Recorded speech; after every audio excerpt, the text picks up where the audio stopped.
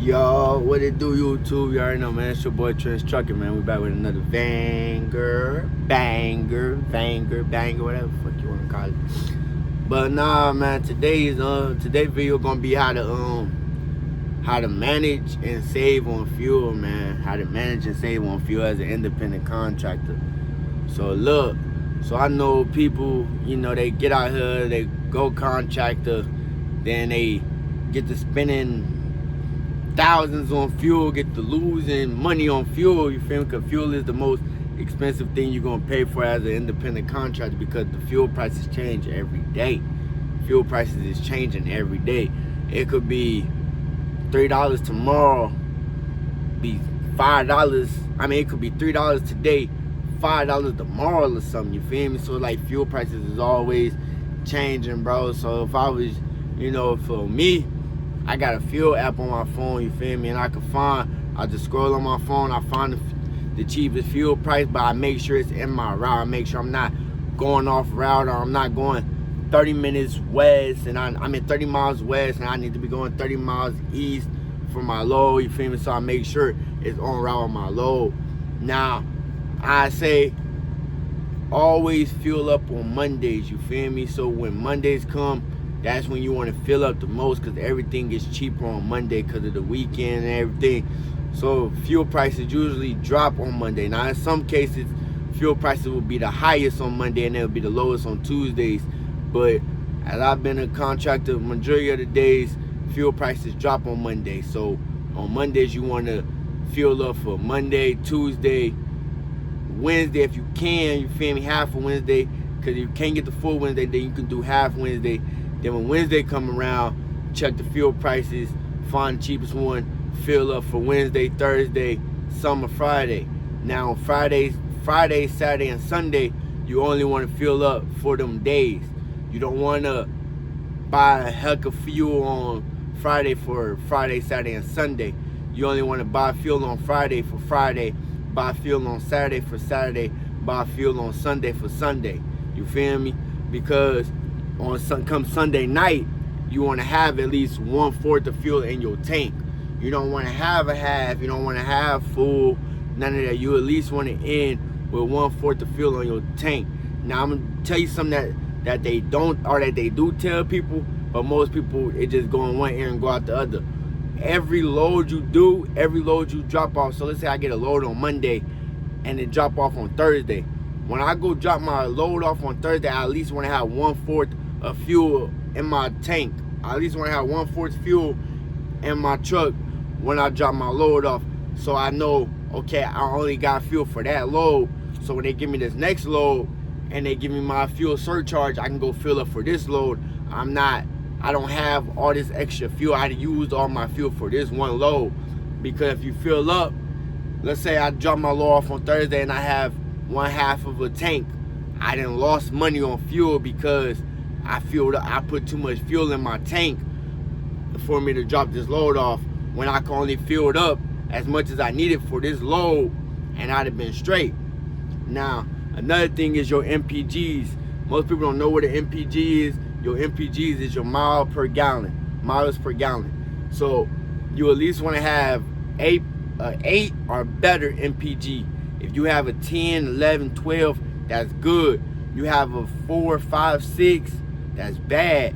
7 in the middle, 7 but you at least want to have 8 plus, you feel me? Anything really below 8, you burning too much fuel, you feel me?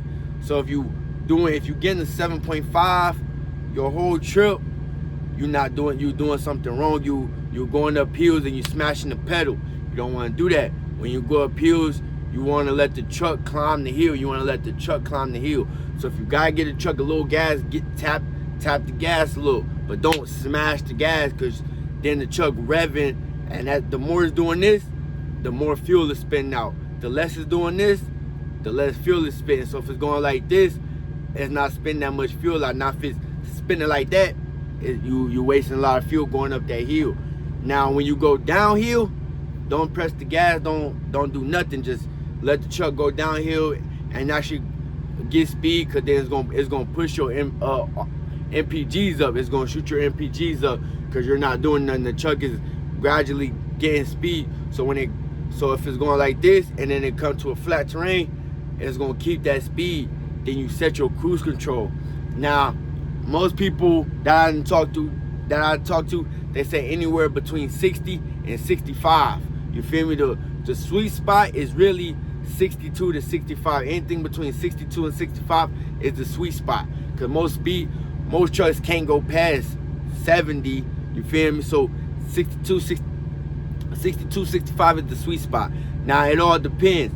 If you lighter, you can go towards 65. You heavier, go towards 62. You feel me? It just all depends on what you hauling and how loaded are you.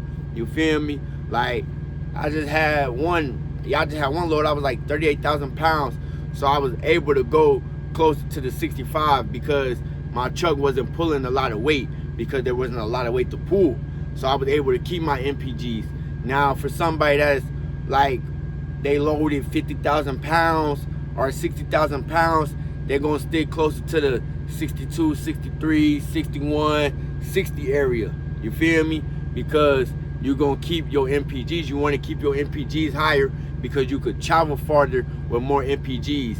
The less MPGs you got, the shorter you can travel. You feel me? So if I'm only getting 5 MPGs, which is 5 miles per gallon, I'm not gonna be able to go that far before I have to fill up. Unlike somebody that's getting 9, 10 MPGs per gallon, miles per gallon, they're gonna be able to go farther than me because they're burning less gallons to get to where they're going. Except for somebody that's like I said again, 4, 5 MPGs, they burning more gallons to get to where they go. Y'all could be going to the same place, but he's managing his fuel. You're not, so you have to stop more than he does to get fuel. He might only have to stop 2 or 3 times before he gets to where he's going. You might have to stop 3 or 4 times before you get to where you're going, but y'all both can be going to the same spot or whatever. So you feel me? That's how to manage your MPGs. You just want to, it all depends on what you hauling, how loaded are you, you feel me? And it depends where you're going. It all depends where you go. Now if you're going somewhere like Kansas or Oklahoma or Texas, Nebraska, somewhere that don't got too many hills, then you're gonna be good because you're gonna be on a flat terrain. Unless like you unlike somebody that's going to like California, where they gotta go through New Mexico and Arizona, where they gotta meet them hills that go like this and they drop like this, or going to Philadelphia, you feel me? Sometimes even Oklahoma, it depends what part of Oklahoma you go through. Some Oklahoma got lease, excuse me. Some parts of Oklahoma got the hills or they got the sharp curves and everything. So it just all depends on where you're going, how loaded are you, you feel me? And that's all that depends on how to manage your fuel and save fuel, you feel me? Now like I said, you always want to finish with 1/4 of a tank on Sundays because fuel prices change every day. Like I say, when Monday comes, you want to fill up for Monday, Tuesday, summer Wednesday. When Wednesday come around, you want to fill up for Wednesday, Thursday, summer Friday. You at least want to try to fill up for every 2 days. Now some people could do Friday and they could fill up Friday and Saturday, and then use that fuel that they have left over from Saturday to get them through that Sunday and get them to that 1/4 on Sunday. You feel me? So it just all depends. But I'll say as like a new contractor or whatever, you feel me? I know some companies give their drivers opti stops. As a new driver, I will say take advantage of that and go to them opti stops, because the people at the office, they have people in that fuel department that's looking that over, that's finding the cheapest fuel for you on that route, and they're gonna send you there because okay, this is the cheapest spot. So they're trying to help you save money. But like I said, it's all optional. If you find somewhere else cheaper, you can go there, you feel me, and put fuel in there. But that's what the opti stops are there for. They're there to help you save money because they want you to save money on fuel, not burn money on fuel. You feel me? The more you save on fuel, the more money that go in your pocket. The more you burn on fuel, the more money that you wasting. You feel me? I know everybody don't want to spend thousands of dollars on fuel. Shoot, I don't want to spend $1,000 on fuel. I would like to keep $1,000 in my pockets if I can on fuel. You feel me? So like I said, it just all depends on where you're going, how loaded you is. You feel me? It just depends on the area that you in. Everything plays a part. Wind, rain, the weather, we can just say weather. Weather play a part, all that traffic, construction, you feel me?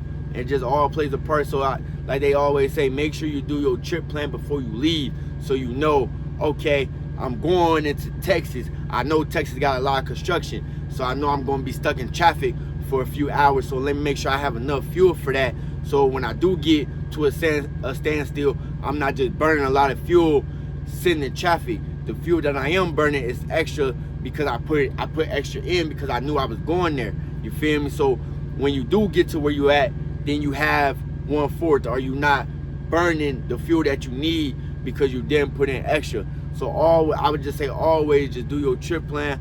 Always know where you're going, what's ahead of you. You feel me? Always check the weather, and that's how you manage and save on fuel. But till the next time, man, it's your boy Trench Trucking, man. We gone. Peace, love, and loyalty. We out. Dose.